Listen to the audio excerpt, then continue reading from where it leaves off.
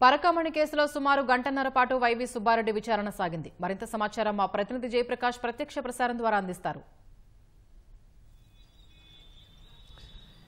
స్వప్న ఈరోజు ఉదయం 10:30 గంటల సమయంలో టీటీడీ మాజీ చైర్మన్ వైవి సుబ్బారెడ్డి విజయవాడ సిఐడి కార్యాలయానికి చేరుకున్నారు. ఆయనను సిఐడి చీఫ్ రవిశంకర్ అయ్యన్నార్ ప్రశ్నించారు. సుమారు గంటన్నరకు పైగా ఆయన్ను పరకామణికి చోరీ కేసులో ప్రశ్నించారు. కొద్దిసేపటి కిందటే విచారణ ముగిసింది. ఇందులో ప్రధానంగా చూసుకున్నట్లయితే ఇప్పటి వరకు విజయవాడ సిఐడి కార్యాలయంలో ముగ్గురిని కీలకమైనటువంటి వ్యక్తుల్ని ఇక్కడ విచారించిన పరిస్థితి అయితే ఉంది. ప్రస్తుతం మనం కార్యాలయం వద్దే ఉన్నాము. ఇదే కార్యాలయంలో మొదటి ఫ్లోర్లో విచారించినట్టు తెలుస్తుంది.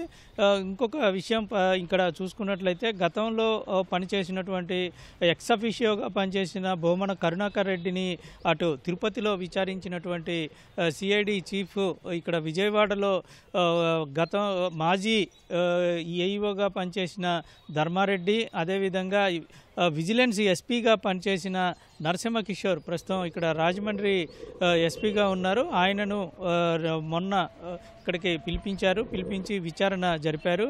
సుమారు ఇద్దరిని కలిపి 6 గంటల పాటు విచారణ జరిపారు. అయితే ఈరోజు గంటన్నర పాటు టీటీడీ మాజీ చైర్మన్ వైవి సుబ్బారెడ్డిని ఇక్కడ విచారణ జరిపారు. ఇందులో పరకామణి చోరీ కేసు గురించి పలు ప్రశ్నలు అడిగినట్టు తెలుస్తుంది. ఆయన మీడియాతో కూడా బయటికి వచ్చి సుబ్బారెడ్డి మాట్లాడారు. ఇది రాజకీయ కోణంలో చూడకూడదు అని తెలిపారు. ఈ పరకామణిలో చోరీ జరగటం అనేది దురదృష్టకరమైన చర్య అని ఆయన తెలుపుతూ అక్కడ ఇటు అతని రవికుమార్ ఇచ్చినటువంటి ఆస్తులు అంటే గిఫ్ట్లు ఆస్తుల గురించి తనకేమీ తెలియదని సిఐడి చూసుకోవాలని తెలిపారు. మరోవైపు ఇటు ఈ కేసుకి సంబంధించిన జరుగుతున్నటువంటి విచారణ నిష్పక్షపాతంగా జరగాలి, ఆ విచారణకు ఖచ్చితంగా తాను సహకరిస్తానని తెలిపినట్టు ఇటు మీడియాకి తెలిపారు. మరోవైపు దొంగతనం నా హయాంలో జరిగిందని చెప్తూ ఉన్నారు. అయితే ఈ విషయం మాత్రం నా పదవీ కాలం ముగిసిన తరువాత విషయం బయటికి వచ్చింది.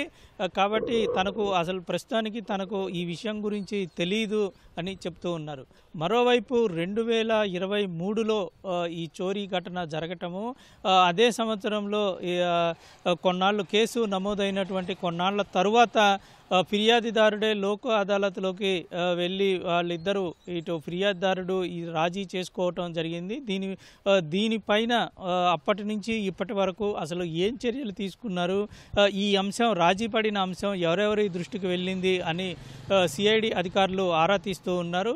ఇందులో ఒకవైపు విజిలెన్సు, మరోవైపు పోలీసులు, ఆ తర్వాత టీటీడీ అధికారులు ఈ ముగ్గురు ఖచ్చితంగా దీనిపైన పర్యవేక్షణ చేయాల్సిన అవసరం ఉంటుంది. రాజీ పడితే వీళ్ళందరికీ సమాచారం అందటం, అదేవిధంగా ఇందులో వాళ్ళ యొక్క సలహాలు కూడా కొన్ని అవసరం ఉంటాయి. అయితే వాళ్ళకి ఎవరికీ తెలియకుండానే ఏవిఎస్ఓ సతీష్ రాజీ చేసుకున్నారా లేదా ఇందులో కొంతమందికి సమాచారం ఇచ్చారా అనే దాంట్లో స్పష్టత కోసం ఇటు సిఐడి అధికారులు ఆధారాలు సేకరిస్తూ ఉన్నారు. దాంతోపాటు ఇటు రాజీ పడిన తరువాత రవికుమార్ 7 గిఫ్ట్ల రూపంలో టీటీడీకి గిఫ్ట్ల రూపంలో ఇచ్చినట్లు, అంటే కొన్ని స్థలాలు తిరుమల, తిరుపతి ఈ చుట్టుపక్కల కొన్ని స్థలాలని గిఫ్ట్ల రూపంలో ఇచ్చినట్టు తెలుస్తుంది.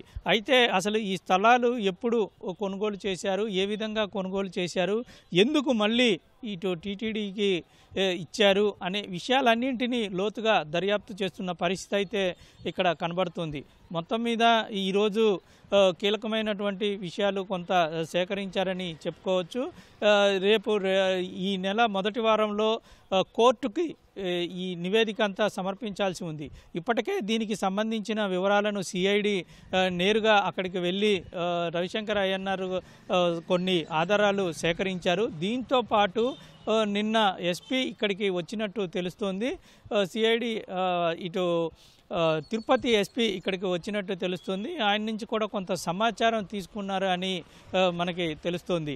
అయితే దీనిపైన ఇంకా కొన్ని కీలకమైనటువంటి అంశాలను వేరే వివిధ కోణాల్లో దర్యాప్తు చేస్తూ ఉన్నారు. మరోవైపు ఇటు సతీష్ మరణానికి సంబంధించి కూడా గత విచారణలో హైకోర్టు తెలిపింది.